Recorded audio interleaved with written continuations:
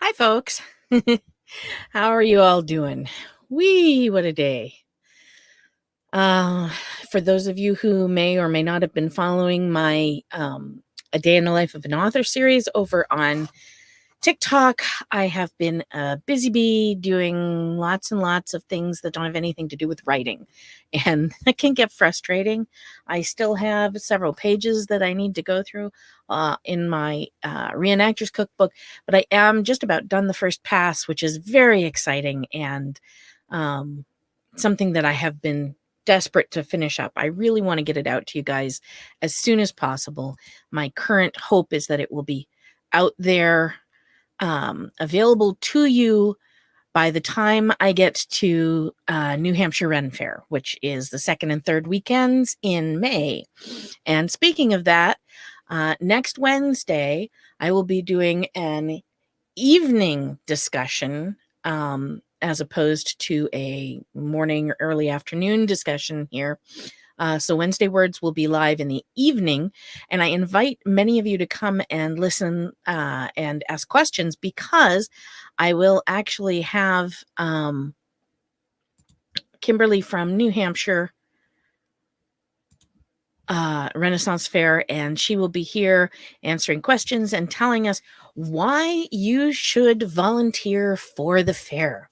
And of course, it's a thing which is near and dear to my heart, and it's where I do my charity work because it's fun and exciting and because you get to hang out with your friends.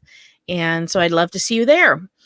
With all that said, today I want to talk to you about a couple of different things.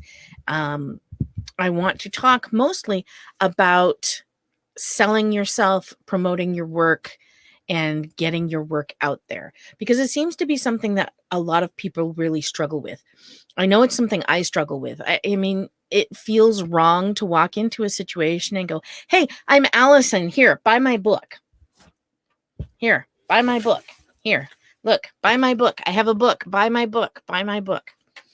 It feels wrong because we're taught that that's kind of self-promotion is negative. And don't get me wrong, it can be if you're doing it in a negative way. But if you're trying to keep topics, so I do this at stores that sell cooking gear and stores that sell spices, because those are places that would carry my book. If the topic of cooking or history comes up with people in when I'm talking to them, I will begin discussing the cookbook.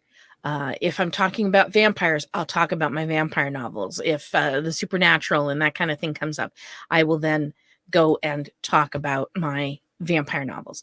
And so you have to learn how to include that self-promotion in your talk, not as a way to aggrandize yourself, but as a way to encourage word of mouth spreading of your work, because you've gone to a lot of effort to get your work out there, and so therefore people ought to read it. So yeah, it can seem really tough. There are lots of ways you can do it, and it's not quite the same as marketing. Marketing is actively going out and selling your book to people like bookstores and spice stores and things like that. And I do that as well. But promoting your work comes in all sorts of different ways. You can have giveaways. You can have lower price times. When the Re-Enactor's Cookbook first came out for the first month, I had it on at a much lower price than it was eventually going to be. I did the same thing with the hardcover when it first came out. I had it at a lower price to encourage people to purchase it and pick it up while they could. And then you can do giveaways where you include your book in, either you do a contest and you give it away. And I believe you can do those on Amazon, but I'm not sure. I would have to double check. I don't do them through Amazon. I will donate my books to different fairs that I attend so that they can they do like auctions, so they're raising money for the fair or for, a performer in the fair or something like that. And so I will donate a book to that cause. I'm in the process of donating a book to a couple of charities that do auctions and stuff to raise money. And so what happens is they fill a basket with a bunch of stuff and they're doing a cooking basket. So I thought that would be a fun thing to add in mine. But another thing that I just discovered, thanks to one of my online friends, is the website for, it's called All Author, ALLAUTHOR.com. Allauthor.com does a cover of the month contest. And they have a limited number of spaces, so you don't always make the first cut. And I just put my book out on it, and it's my first month, and I made the cut. So I'm really excited. And if you look in the down below, you will see that there's a link for you to go and vote for my book if you want, for my cover of the month, which I'm a little excited about that, because there's a certain level of professionality that has to happen in order to get there. And that's a cover that I made myself. So yeah, when it comes to things like the van cookbook, I have been promoting it already. I talk about it when I'm talking to people in the van life communities, and I talk about it when I'm out and about too. I'm on a number of like local boards and like Facebook groups and stuff, and I will mention it in there. And people can ask me questions, and I'm a local author, so it's cool. They get to learn a little bit about me, and they get to learn a little bit about the book.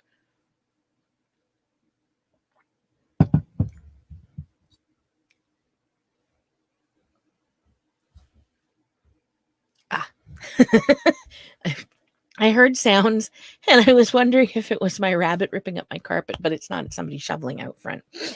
Not my problem. Okay, good. we're all good now. Anyway, so yeah, getting your work out there is really hard at first, but you get used to it. I carry business cards with me all the time. I don't actually have one here. They're in my purse. But I carry them in my purse all the time. And if people say, oh, what do you do? I'm an author. Really? What do you write? Whip out a card. Oh, this is my latest book. It's a cookbook. I'm working on a new cookbook now, blah, blah, blah. People are interested in what local people are doing. And so if you meet somebody in the dentist's office or in the grocery store or whatever, and they want to know what you do, and you tell them that you're an author, the fact that they got to meet an author is really cool. And so they get excited about it, especially if they think, oh, I could get a signed copy. I could, oh, my kids are really into history. Maybe I could get them a cookbook. Sure. Would you like me to sign it for you?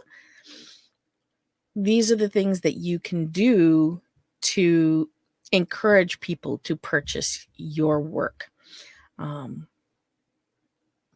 you really do have to get out there. Press flesh, as the term goes. You need to shake hands and kiss babies. Get out there and sell the stuff you have. And you have to find out what your niche is.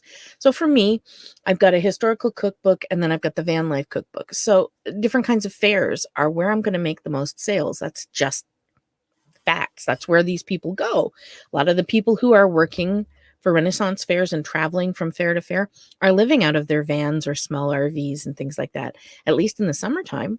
So of course they're going to be interested in my cookbook. People who are going to historical events are going to be interested in my Re-Enactor's cookbook. People who go to, country and local fairs are going to be interested because it's a cookbook and I'm a local author. If I had gotten my stuff together, I might have taken my vampire novels to the Steampunk Festival. I think that the vampire novels and the cookbook would have sold there, because steampunk kind of crosses over to the supernatural occult stuff. And the cookbook is historical, and that hits steampunk as well. So, I mean, you have to just look at where your stuff fits in, and then run with it. get out there. I find for me that getting dressed up really makes a difference. So for doing the medieval cookbook, I get dressed up in my medieval clothes and I go to events and I'm dressed up like a medieval lady and I stand out. Everybody comes by. Why are you dressed like that? Oh, because I'm selling my cookbook. And then I try and pick the fact that I think is going to be of most interest to them. I've had people come up and go, oh, I'd love to pick up a book like that, but I'm vegan. I go, hey, my boyfriend is vegan. A lot of the recipes in here are vegan friendly or are just naturally vegan. You switch out from a beef broth to a veggie broth, suddenly it's a vegan dish. And so I'm able to sort of bring that in and show, oh, I have a larger readership than you might think. And all of this promotion has to start before you put your book out, which might seem weird, but it's true. So I started promotion for the Van Life Cookbook, as you know, before I finished writing it. I've started the real push now that it's finished, and I'm in the editing mode. I want people to start thinking, oh, when's it coming out? When's it coming out? When's it coming out? I want to buy it. I want to buy it. I want people to be on the ball, ready to go, so that I get a big glut of sales because Mama needs a new computer. The computer that I am currently using to talk to you right now is a 2018 Chromebook, which stopped updating last June and has recently begun doing the interesting thing of bricking. It will just suddenly randomly stop being a computer and just be a blank screen. And then I have to hard boot it in order to get it to start working again, and then it works for a while. And no amount of power washing is going to fix that. It no longer updates because it's too old.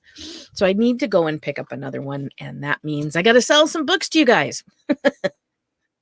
So that means I got to get a new book out, and that's great. I'm really fired up about the books that I have right now. The Van Life Cookbook is going to come out. It's going to be fun. The Clay Cookbook is going to be a blast. It's got a lot of historical recipes in it. It's some modern ones.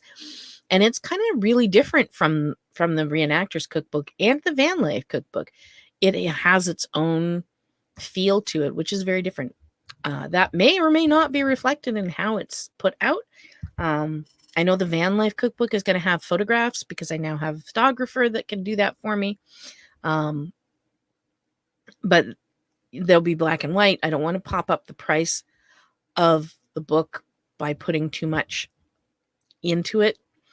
So I'm going to keep the photos to black and white, and I'm going to keep them to a minimum, just what people need to see what I'm talking about, so that they can have a good idea of what's expected, because there's a lot of teaching that goes on in the Van Life Cookbook. With the Clay Cookbook, not so much. I might put a couple of pictures in of various types of clay cookware, but that's probably it. And they might just be on the cover. We'll see. I haven't decided yet. That one is still kind of in the works, as it were. Although I'm hoping to have it out by May as well. Knock on wood. Yeah. I think that's where we're at today. I think this was a pretty good video. Like I said, next week, please come and watch. It will be in the evening. I'll try and announce the time sometime on Tuesday. If you are watching us live, you'll be able to ask questions, and we will do our best to answer them live and on the air. And I think it's going to be really good. You're going to learn a little bit about New Hampshire Ren Fair, about volunteering, and why I, as an author and historian and reenactor and person who likes to dress up in weird clothes, wants to be involved with the New Hampshire Ren Fair, because it's awesome. And all of the people working there, absolutely every last person, from the president right down to the lowliest garbage hauler, everybody is amazing. They really are. And I don't just say that because I'm one of them. That was my thought before I joined them. All right, guys. I will see you next Wednesday in the evening sometime, probably around 7:30ish, I'm guessing. And I will have Kimberly, and maybe if I have really good luck, I'll be able to get Cynthia in here too. All right. You guys have yourself a great week. Don't forget to like and subscribe. Pass the video along if people are interested, and share and share alike. Oh, and please vote for my book cover. I'd love to win this contest. It would be awesome. I could use it. I'd get a little bit of money that I could use to actually purchase a computer, which would make my life so much easier.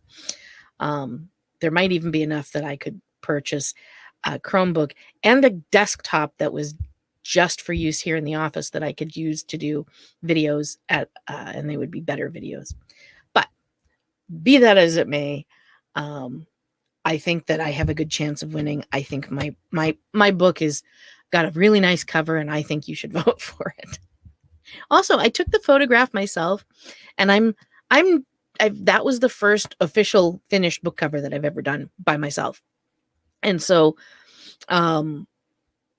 yeah. So, I mean, it would be a real feather in my cap if I got something for it. I love you guys. I'll see you next week.